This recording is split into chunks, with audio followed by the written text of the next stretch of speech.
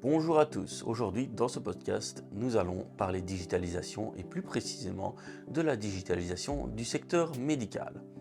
Pour cela, nous avons fait appel à un invité, Nicolas Neyssen. Nicolas est professeur à l'école de gestion de l'Université de Liège et promoteur au sein du HEC Digital Lab, qui est une plateforme de service au sein de HEC Liège qui permet de renforcer la collaboration entre les différents acteurs du numérique. Elle a pour but de comprendre les enjeux du secteur digital et de développer les compétences nécessaires à celui-ci. Aujourd'hui, nous allons aborder la vision du numérique dans le domaine des soins et de la santé, les avantages que cela y apporte, les contraintes qui entrent en jeu, ainsi que le futur de la médecine.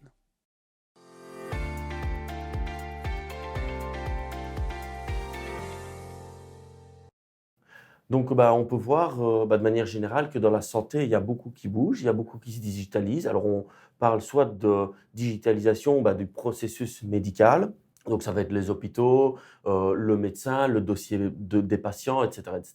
Mais on va aussi avoir la digitalisation plutôt des outils médicaux, et donc ça va beaucoup être des spin-offs ou des projets de recherche de grandes entreprises qui vont mettre des nouveaux outils médicaux sur le marché, des machines médicales ou des nouvelles méthodes pour créer des médicaments.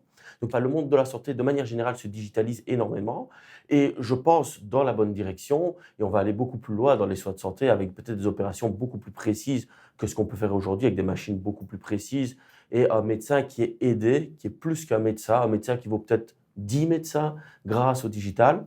Ça ne va pas remplacer les médecins, mais ça peut donner toute une série d'outils aux médecins via l'intelligence artificielle qui vont pouvoir vraiment aider le médecin à poser un diagnostic peut-être plus juste et peut-être de faire moins d'essais-erreurs comme généralement on doit le faire dans le secteur médical. Qu'est-ce que vous pensez donc de toute cette optique intelligence artificielle dans la médecine?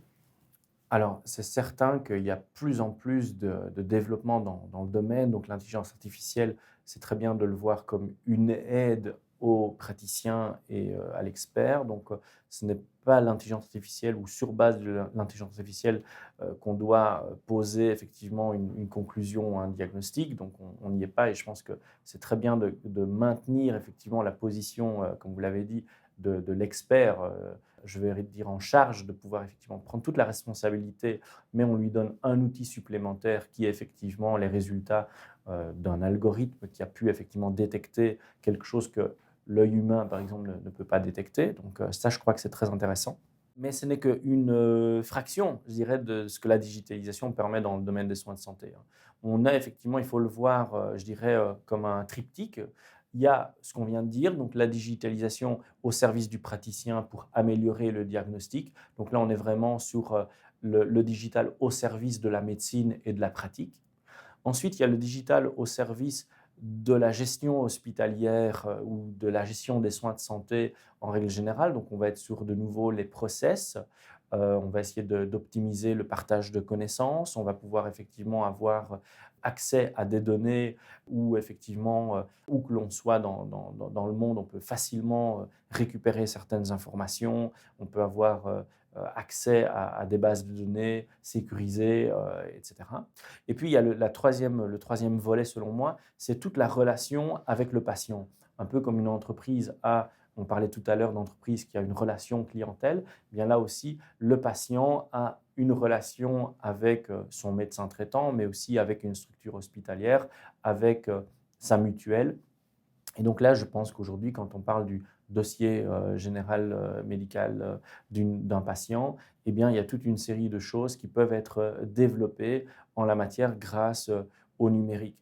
Donc, je pense que le numérique, il faut vraiment voir de quoi on parle dans le domaine des soins de santé, mais qu'il faut comprendre qu'à tout niveau, c'est impacté et qu'il y a des solutions innovantes qui sont apportées, je dirais surtout, oui, par des startups dans ce qu'on appelle le medtech, pour effectivement considérer qu'il y a des innovations bien spécifiques qui apportent des solutions innovantes dans le domaine.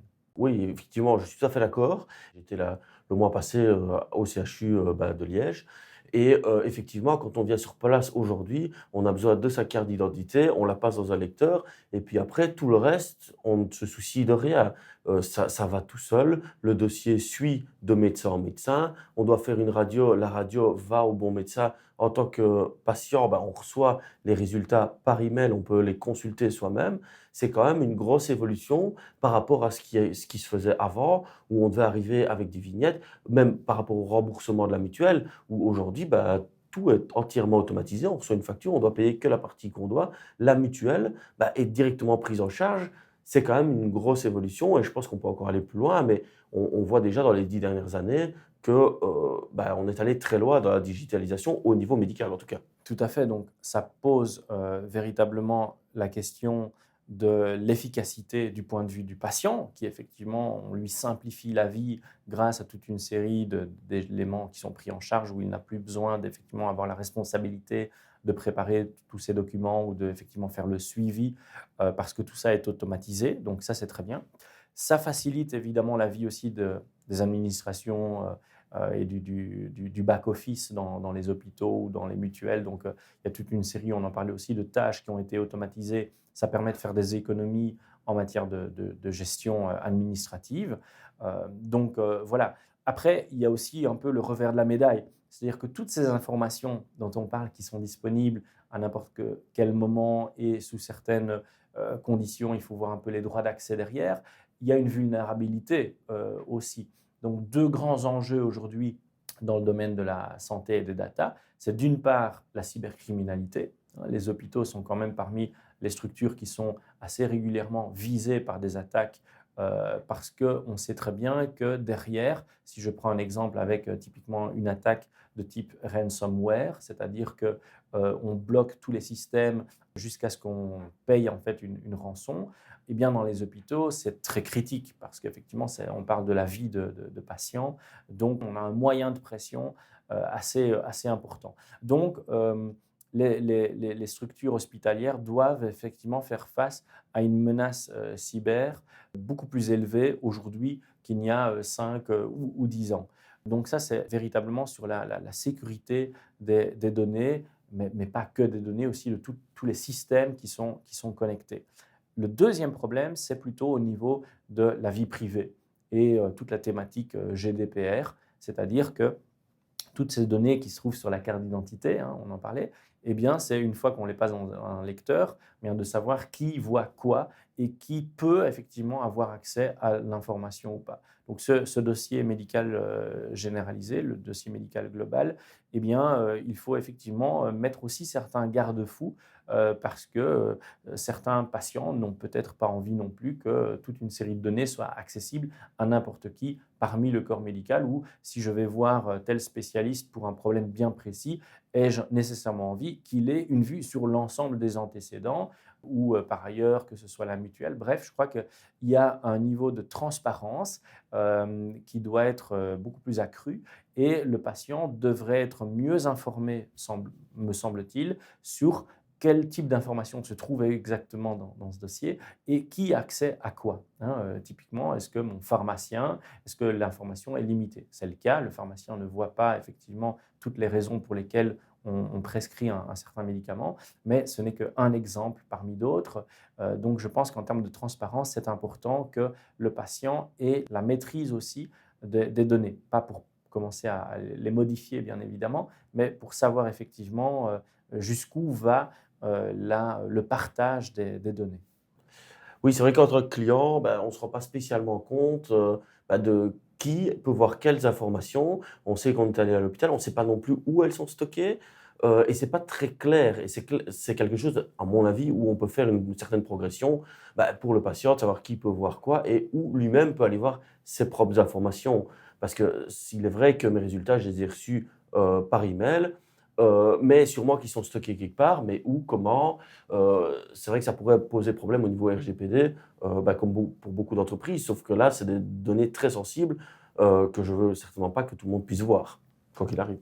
Exactement. Donc, protection des données, très clairement, transparence, mais aussi de pouvoir être rassuré sur l'endroit où c'est stocké parce que typiquement, on pourrait imaginer des patients qui ont par exemple, réalisé des radios il y a 2 ans. Avant, les radios étaient soit stockées de manière papier, étaient imprimées. Ça peut se perdre. Le patient peut avoir déménagé, peut s'adresser à une autre structure hospitalière et parfois on va refaire des examens, on pourrait refaire des radios alors que ce n'est pas nécessaire parce que justement c'est des choses qui existent déjà. Donc il y a aussi une véritable logique à vouloir centraliser et à stocker ces données. C'est simplement, comme vous l'avez dit, il faut savoir où elles sont stockées. On a le droit de le savoir, on doit savoir qui y a accès et soi-même, on doit pouvoir effectivement, me semble-t-il, avoir une bonne idée de la nature et de la quantité d'informations qui sont stockées. Alors généralement, l'innovation dans la médecine, bon, ça peut prendre un certain temps parce que typiquement, quand on va vouloir mettre nouvel outil médical sur le marché, on doit faire toute une série de tests cliniques. C'est souvent des projets de recherche. Donc l'innovation est souvent quand même ralentie à cause de ça. Quel est le niveau qu'on va atteindre dans 10 ou 20 ans au niveau de la médecine traditionnelle et de la digitalisation? Alors oui, ce n'est pas le secteur qui a été impacté en premier ou auquel on pense en premier lorsqu'on parle digitalisation. Maintenant, il y a une marche qui a été entamée vers effectivement plus de digitalisation dans la médecine. Je crois que pour toute une série de bonnes raisons aussi. Il ne faudrait pas faire marche arrière avec toutes les limites qu'on a déjà évoquées. On va aller vers de plus en plus effectivement de digitalisation. Donc, à condition de faire attention aux pièges de la digitalisation, hein. On a parlé fracture numérique, en sécurité des données, protection contre les cyberattaques, etc., etc. Donc il y a des choses à éviter. Mais effectivement, la médecine digitale va se développer. Je ne pense pas qu'on va arriver jusqu'à avoir des robots praticiens qui vont pouvoir effectivement soigner, etc. Donc ça, j'y crois pas du tout. Mais par contre, avoir énormément, que ce soit d'outils qui vont permettre à la précision, hein. Aujourd'hui, on sait déjà qu'un chirurgien peut opérer à distance grâce à effectivement une robotique de pointe et d'avoir effectivement une qualité excellente dans la matière. Tout ça parce qu'on a effectivement le numérique qui propose ce genre de solution. Donc c'est très bien, on va aller de plus en plus vers cela. Mais typiquement, le médecin, le spécialiste doit rester effectivement seul maître à bord et doit pouvoir être aidé grâce à la digitalisation comme n'importe quel opérateur dans l'industrie le serait. Est-ce que les casques VR ou AR ont un avenir dans le secteur médical ou est-ce que pour vous, c'est une mode temporaire qui va disparaître? Alors, c'est assez intéressant parce que la réalité virtuelle ou la réalité augmentée, ça fait quand même longtemps qu'on en parle et qu'il y a des solutions effectivement qui sont proposées. Il n'y a pas encore véritablement eu de révolution. C'est-à-dire, j'ai encore vu très peu de médecins avec un casque de réalité augmentée ou de réalité virtuelle sur la tête. Donc maintenant, il y a des applications qui sont intéressantes. Je pense notamment aux formations de jeunes médecins. Il est possible effectivement de réaliser des dissections dans un environnement virtuel et donc il y a tout un aspect formatif derrière qui peuvent aider à ce niveau-là. On voit aussi qu'avec des casques de réalité augmentée, on peut avoir, même si on est à distance, des informations sur le patient, hein. On pense à quelqu'un qui est inanimé, et on veut connaître effectivement son taux d'oxygénation, le pouls, etc. Ce sont des informations qui peuvent venir en surimpression ou qui peuvent être effectivement visualisées au travers d'un casque. On pense à des interventions de nouveau à distance également.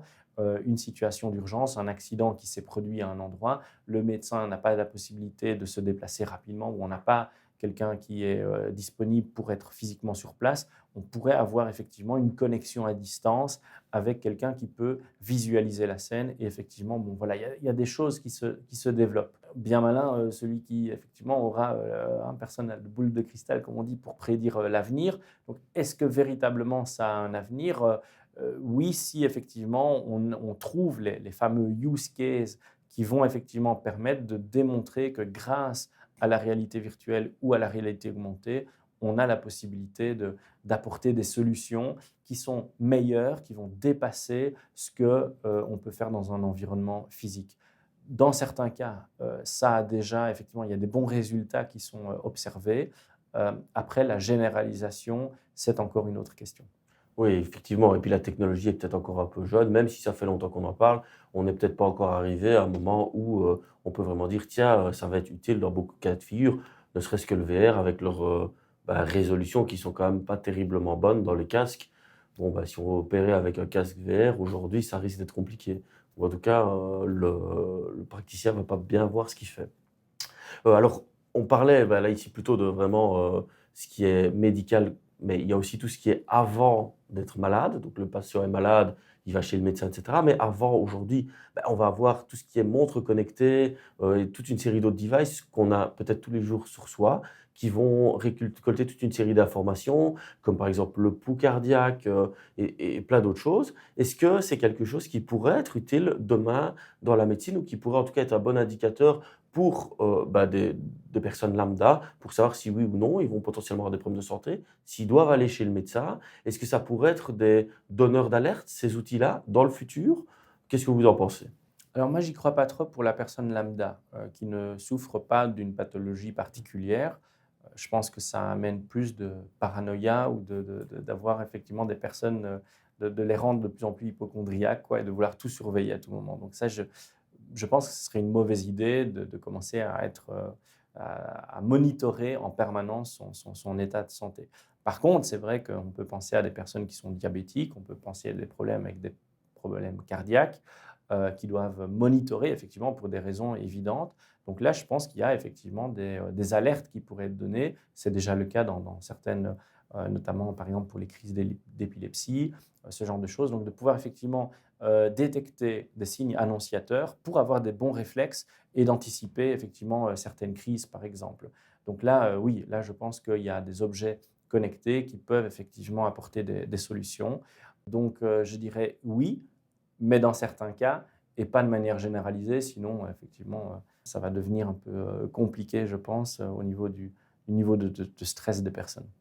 Oui, bah, oui, effectivement, je pense qu'on sera tous des Danny Boone dans hypochondriaque si on a des devices qui mesurent en temps réel tout ce qui va bien ou pas, et au moindre petit signe de faiblesse, on risque de penser qu'on a quelque chose qui va pas bien. D'autant plus que si aujourd'hui on se renseigne sur Internet, bah, des sites comme Doctissimo vont facilement nous dire qu'on a potentiellement un cancer ou une maladie rare sur base de deux, trois symptômes, ce qui n'est peut-être pas vraiment intéressant pour son bien-être personnel. Si vous deviez résumer en quelques mots, bah, pour vous, c'est quoi l'e-santé et vers où ça va aller? Qu'est-ce que ce serait? Alors, l'e-santé, c'est à la fois donc le digital au service du corps médical, en apportant des nouveaux outils, des nouvelles possibilités techniques. C'est une nouvelle manière pour le patient de gérer son dossier médical et d'avoir des informations sur son état de santé et les connaissances qu'il peut avoir ou les connaissances qui ont été accumulées sur son cas. Et puis, c'est toute la capacité à effectivement entrer en relation avec son médecin traitant, le monde hospitalier, mais aussi l'administration des soins de santé, les mutuelles, etc. Ça permet effectivement aussi de gérer une communication beaucoup plus fluide et, espérons-le, transparente entre le patient et toutes les parties prenantes dans le domaine médical.